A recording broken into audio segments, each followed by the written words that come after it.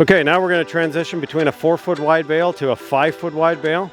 So you'll want to remove this push plate. So just pull the pin, pull the plate out, repin. And then on this push plate, we've got holes that are vertical here.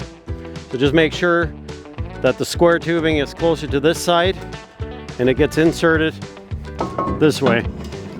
So we're further away from the side of the machine so our arm doesn't hit it in operation. And then you just lock the pin. The other thing you need to do is adjust this guide roller to a 5-foot wide. Right now it's set up for 4-foot. So this setting here is 4-foot, this is 5-foot. So just take these 2 nuts off, slide this out, and move it, bolt it back down. And now you've got a 5-foot wide section. Any questions, contact Tubeline at the office or online at tubeline.ca.